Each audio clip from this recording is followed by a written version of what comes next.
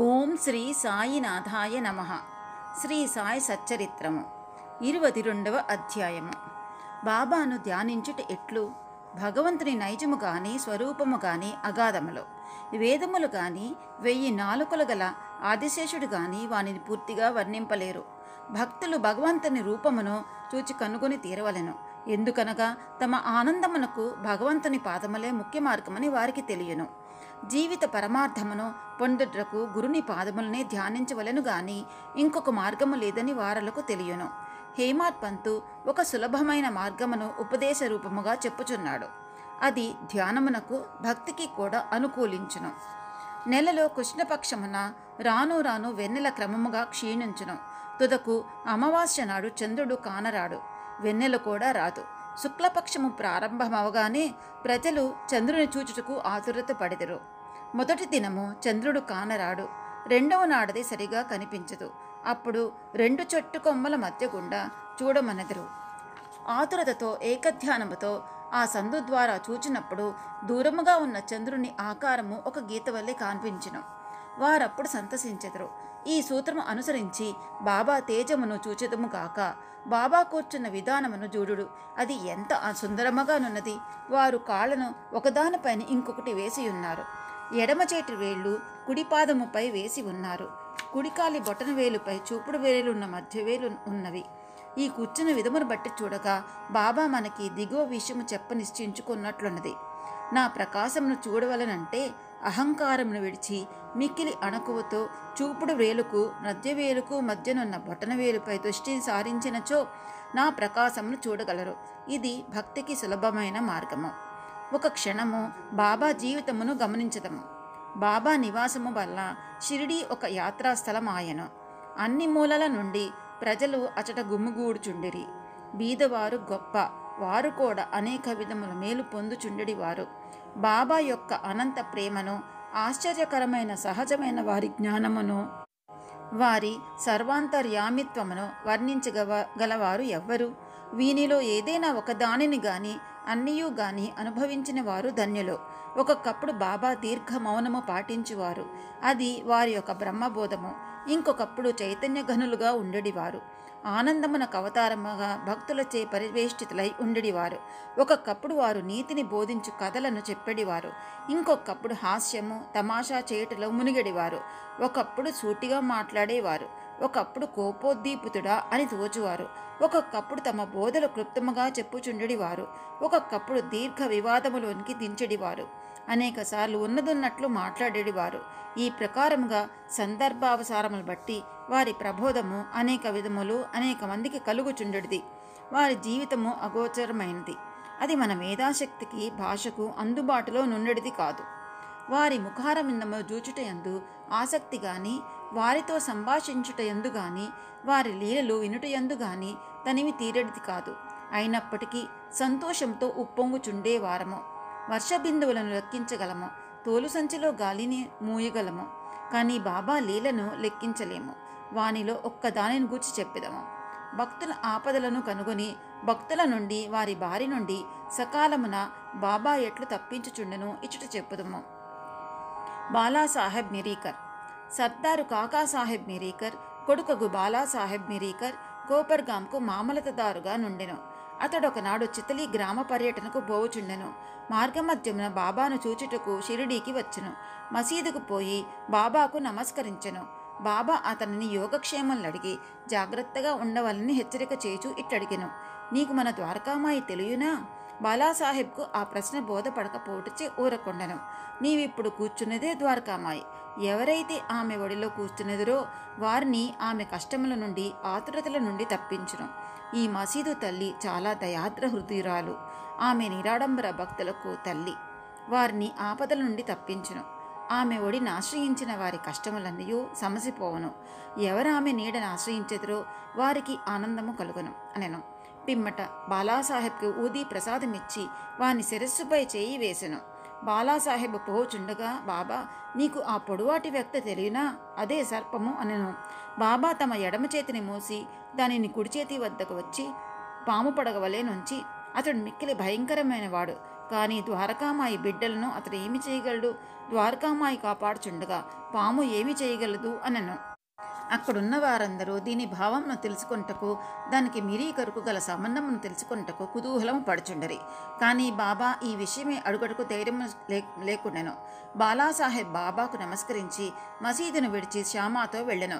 బాబా శ్యామాను పిలిచి బాలాసాహెబ్తో చితిలి వెళ్ళి ఆనందించమనెను. బాబా ఆజ్ఞానుసారము తాను కూడా వెంట వచ్చేదనని శ్యామ బాలాసాహెబ్తో చెప్పెను. అసౌకర్యంగా నుండును గాని వద్దని బాలాసాహెబ్ శ్యామాతో చెప్పెను. శ్యామ బాబాకి ఈ సంగతి తెలిపెను. బాబా ఇట్లను, సరే వెళ్ళవద్దు, వాని మంచి మనం కోరితిమి. ఏది నుడుతూ వ్రాసి ఉన్నదో అది జరుగక తప్పదు. ఈ లోపల బాలాసాహెబ్ తిరిగి ఆలోచించి శ్యామాను తన వెంట రమ్మనెను. శ్యామ బాబా వద్దకేగి సెలవు పుచ్చుకుని బాలాసాహెబ్తో టాంగాలో బయలుదేరను.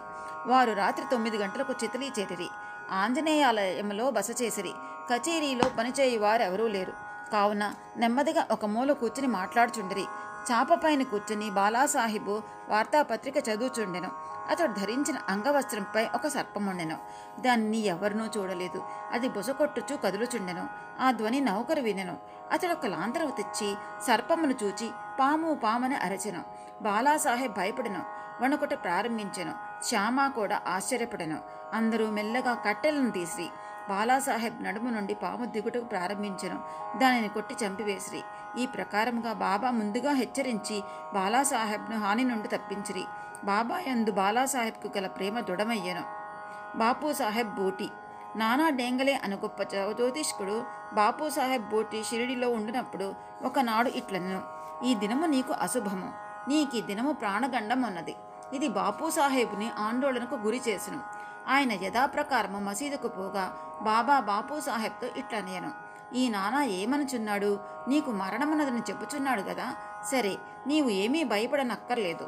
మృత్యువు ఎట్లు చంపునో చూచుదుముగాక అని వానికి ధైర్యముతో జవాబిమ్ము. ఆనాటి సాయంకాలము బాపూసాహెబ్ బూటి మరుగుదొడ్డికి పోయెను. అక్కడొక పామును చూచెను. అతడు నౌకరు దానిని చూచెను.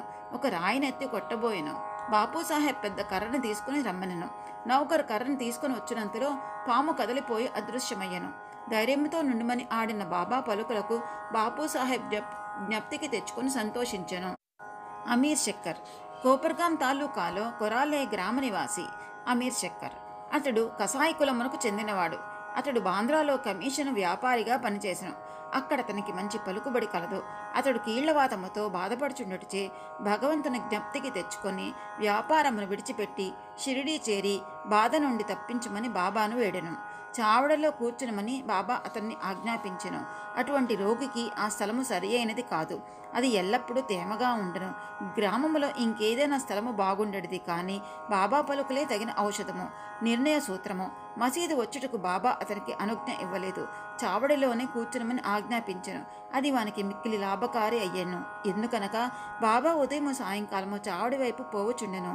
అదియును గాక దినము విడిచిన దినము ఉత్సవంతో బోయి బాబా అచట నిద్రించుచుడెను. అందుచే అమీర్ బాబా యొక్క సాంగత్యమును సులభంగా పొందుచుండెను. పూర్తిగా 9 మాసములు అమీర్ శక్కర్ అక్కడ ఉండెను. కొంతకాలము తరువాత అతనికి ఆ స్థలముపై విసుగు కలిగెను. ఒకనాటి రాత్రి ఎవరికీ చెప్పకుండా కోపర్గాం పారిపోయెను. అచ్చటొక ధర్మశాలలో దిగెను. అక్కడొక పకీరు చచ్చుటకు సిద్ధముగా ఉండెను. పకీరు నీళ్లు కావాలని అనగా అమీరు పోయి నీరు తెచ్చి ఇచ్చెను. ఆ నీళ్లను త్రాగి పకీరు చనిపోయెను. అమీర్ చిక్కులో పడెను. అతడు పోలీసు వారికి తెలియపరిచినచో మొట్టమొదటి సమాచారం తెచ్చిన వాడొకటిచే తనకు ఆ పకీరు విషయం ఏమైనా తెలిసి ఉండునని పట్టుకొనిద్దరు. ఆ చావునకు కూడా అతడు కారణభూతుడై ఉండవచ్చునని అనుమానించెను.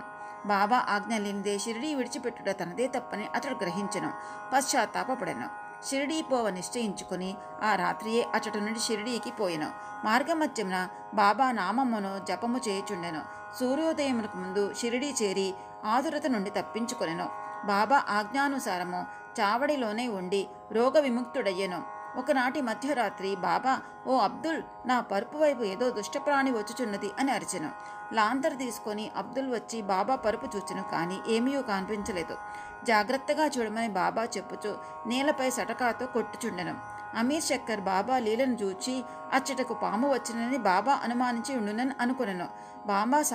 బాబా సాంగత్యము వలన బాబా ఆడు మాటలు చేయు క్రియలు భావమును అమీరు గ్రహించుచుండెను. అమీరు తన దిండునకు సమీపమున ఏదో కదులుచుండట గమనించి అబ్దుల్ను లాంతరు తీసుకుని రమ్మనెను. అంతలో అచ్చటొక పాము కనపడెను. అది తలను కిందకి పైకి ఆడుచు ఉండెను. వెంటనే దాన్ని చంపిరి. ఇట్లు బాబా సకాలమున హెచ్చరిక చేసి అమీర్ను కాపాడెను. తేలు పాము. తేలు. బాబా ఆజ్ఞచే కాకాసాహెబ్ దీక్షిత్ నిత్యము శ్రీ ఏకనాథ మహారాజ్ రచించిన భాగవతమును భావార్థ రామాయణమును పారాయణ చేయుచుండెను. ఒకనాడు పురాణ కాలక్షేపం జరుగుచుండగా హేమాడ్ పంతు కూడా శ్రోత అయ్యెను. రామాయణములో ఆంజనేయుడు తన తల్లి ఆజ్ఞానుసారము శ్రీరాముని మహిమను పరీక్షించు భాగము చదువునప్పుడు వినువారందరూ మైమరిచి ఉండరు. అందులో హేమాడ్ పంతు ఒకడు. ఇంతలో ఒక పెద్ద తేలు హేమాడ్ పంతు భుజముపై పడి వాని ఉత్తరీయంపై కూర్చుండెను. మొదట దానిని ఎవ్వరూ గమనించలేదు. ఎవరు పురాణముల శ్రవణము చేసెదరో వారిని భగవంతుడు రక్షించును. ఇంతలో హేమాడ్ పంతు తన కుడి భుజముపై ఉన్న తేలును చూచెను. అది చచ్చిన దాని వలె నిశ్శబ్దముగా కదలకుండెను. అది కూడా పురాణము వినుచున్నట్లు కనిపించెను.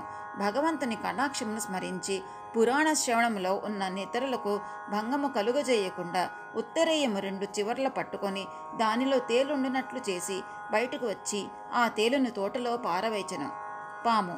ఇంకొకప్పుడు సాయంకాలము కాకాసాహెబ్ మేడ మీద కొందరు కూర్చుని ఉండిరి.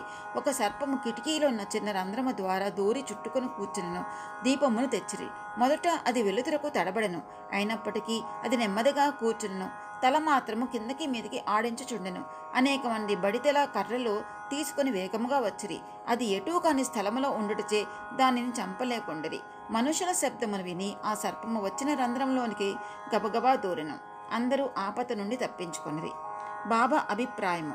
ముక్తారాం అను ఒక భక్తుడు పాము తప్పించుకొని పోడితే మంచియే జరిగినదు అనెను. హేమాడ్ పంతు అందులకు ఒప్పుకొనలేదు. అది సరియైన ఆలోచన కాదనెను. పాములను చంపుటయే మంచిదనెను. ఇద్దరికీ గొప్ప వాదన జరిగెను. ముక్తారాం సర్పములు మొదలుగు క్రూర జంతువులను చంపనవసరం లేదనెను. హేమాడ్ పంతు వానిని తప్పక చంపవలను అనెను. రాత్రి సమీపించెను. చర్చ సమాప్తి గాకుండెను. ఆ మరుసటి దినము ఆ ప్రశ్నను బాబాను అడిగిరి. బాబా ఇట్లు జవాబిచ్చెను. భగవంతుడు సకల జీవులయందు నివసించుచున్నాడు. అవి సర్పములు గాని తేళ్లు గాని కానిండు. ఈ ప్రపంచమును నడిపించు సూత్రధారి భగవంతుడు. సకల జంతుకోటి పాములు తేళ్లతో సహా సకల ప్రాణులు భవదాజ్ఞను శిరసా వహించును. వారి ఆజ్ఞయైన గాని ఎవరూ ఎవరిని ఏమీ చేయలేరు. ప్రపంచమంతయు వానిపై ఆధారపడి ఉన్నది. ఎవ్వరునూ స్వతంత్రులు కారు. కాబట్టి మనము కనికరించి అన్ని జీవులను ప్రేమించవలెను. అనవసరమైన కలహములందు చంపుటయందు పాల్గొనక ఓపికతో ఉండవలను. అందరినీ రక్షించువాడు దైవమే. ఓం శ్రీ సాయినాథాయ నమః. 22వ అధ్యాయము సంపూర్ణం. ఓం శ్రీ సచ్చిదానంద సద్గురు సాయినాథ్ మహారాజ్ కీ జై. సద్గురు శ్రీ సాయినాథ అర్పణమస్తు.